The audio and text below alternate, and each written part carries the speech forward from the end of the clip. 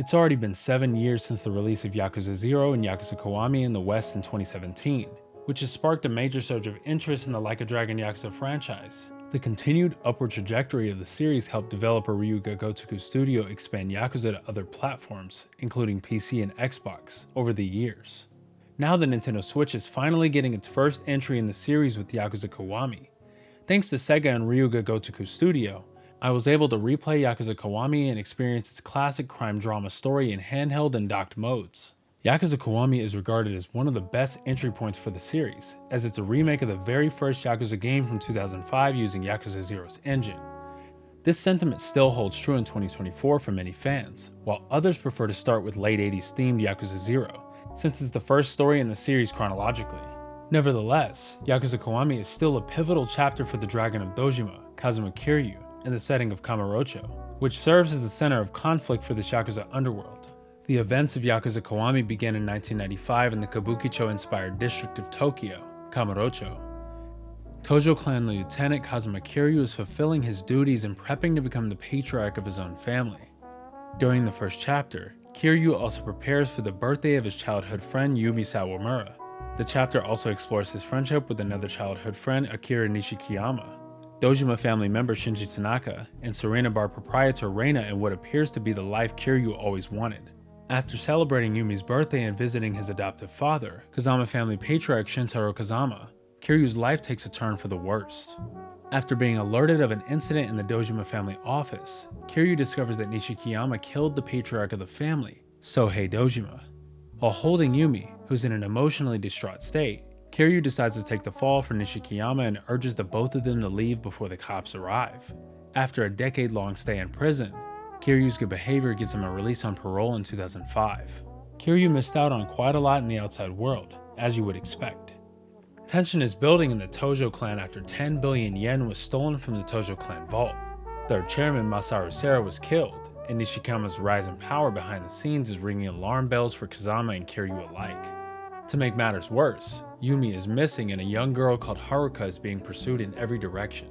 The Dragon of Dojima's story truly begins here, and it's one that's aged beautifully with Yakuza Kiwami. Serving as the main setting of Yakuza Kiwami and Kiryu-led Yakuza games, Kamurocho is a sprawling urban district in the heart of Tokyo, with tons of pedestrians commuting and loitering on its streets. As Kiryu, you will be experiencing the busy nightlife, helping fellow citizens, and getting into fights with enemy gangs in Yakuza, even those in the Tojo clan. You can even go gambling, eat at fast food restaurants, and play a crane game at the local arcade, just to name a few side activities. Kamurocho is relatively modest in size, and it only takes a minute or so to run from the north end to the south end of the map. The allure of Kamurocho lies in its many intricate details, sights, and sounds. Every single corner of Kamurocho has something to see or do, especially with the over 70 sub-stories and several minigames you can enjoy.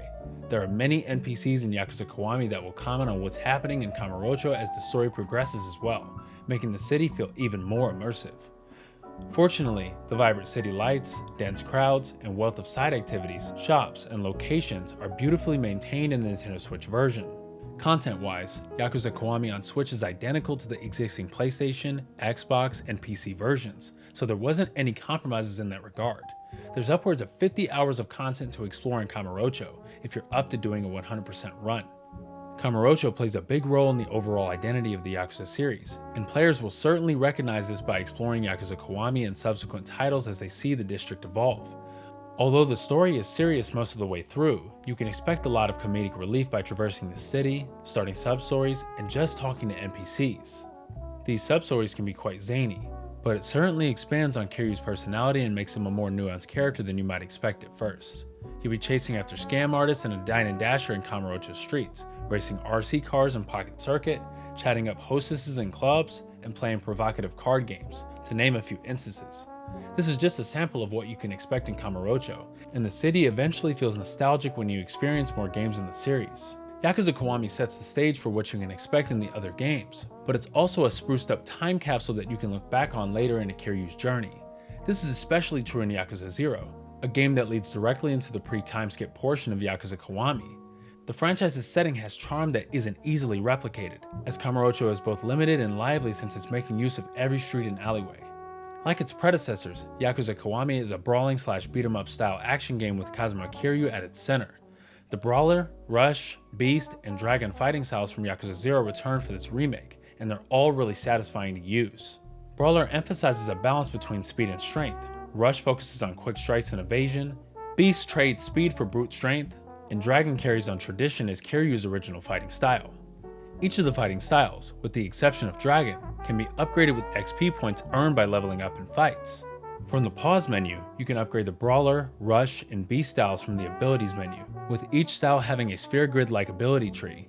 It's a really straightforward upgrade system, and the most powerful of upgrades and stat boosts require more XP points as you fill up the sphere grid.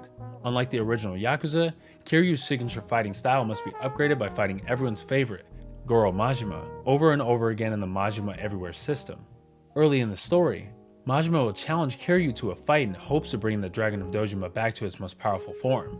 From there on, Majima will show up randomly across Kamurocho to fight Kiryu, even in some story segments. Completing these fights and training with Komaki unlocks more Dragon abilities in the sphere grid. Majima Everywhere can get somewhat tedious since you will need to fight him countless times just to rank up and unlock most of the Dragon abilities. It's not a Yakuza game without the heat system, and it's back to the extreme in the remake. In Yakuza Kiwami, the standard heat gauge allows you to unleash a powerful move on an opponent, dealing great damage by consuming heat. These moves include smashing an object over an opponent's body, stomping on their face, or dealing consecutive strikes to their core by rapidly pressing a button. In short, they're meant to take out grunts or deal great damage and bring a boss back into neutral. As you'd expect, heat actions are unlocked by using XP points on any of the ability trees, training with Komaki, or fighting Majima. Some heat actions are exclusively performed in boss fights and other encounters and aren't tied to progression, but they do look awesome. When the heat gauge gets red, Kiryu will be able to perform advanced heat actions and other maneuvers, including essence moves. These moves are very situational though, so don't expect to pull these off very often if you're just trying to wail on enemies with punches and kicks. Yakuza Kiwami on Nintendo Switch isn't a perfect port, but it's certainly fun and impressive for RGG Studios' first Switch game. The game targets 30 FPS in both handheld and docked modes during gameplay, but it can dip into the upper 20s in densely crowded areas, such as the areas outside the Millennium Tower. You will definitely notice these frame rate dips if you're sprinting down Tenkaichi Street and into Theater Square, for example. Despite the frame dips, the Nintendo Switch version still feels responsive, and it's a joy to play in handheld mode. I wasn't expecting the Joy-Con's layout to feel so right with Yakuza Kiwami, since I'm used to playing the franchise on PlayStation controllers for the past decade. It was definitely meant to be, as I ended up playing a majority of the game in handheld mode on the Switch OLED. In terms of visuals, it's clear that some environmental and character model textures were slightly scaled back, and there's a bit of a blurring effect whenever you try to look far into the distance in Kamurocho. However, the city still looks amazing, as if I was playing it for the first time in 2017. Character models still look really great as well, so I'm pleased with how the Switch version looks. All these years later, Yakuza Kiwami is still a memorable game for me due to its impactful and dramatic story, simple and addicting combat system, and the nostalgia that early 2000s Kamurocho brings. Along with the story, the plethora of minigames and side activities kept me drawn to Kamurocho again. SEGA and RGG Studio needed to start somewhere on Nintendo Switch, and I believe porting Yakuza Kiwami over was a great call. Although it has its fair share of flaws in performance, the Nintendo Switch version is a good port, and RGG Studios should continue to work with the hardware to make even better and more optimized ports for fans. For $19.99, Yakuza Kiwami lets Nintendo fans finally dive right into the series, and it feels right at home on the portable system. I certainly hope Yakuza 0 and other games in the series come to Switch sooner rather than later. With the Switch successor on the horizon, the floodgates for Like a Dragon on Nintendo hardware can very much open. Final Weapon is giving the Nintendo Switch port of Yakuza Kiwami a 3.5 out of 5 stars. SEGA and Ryuga Gotoku Studio provided Final Weapon with a Nintendo Switch copy of Yakuza Kiwami for review purposes.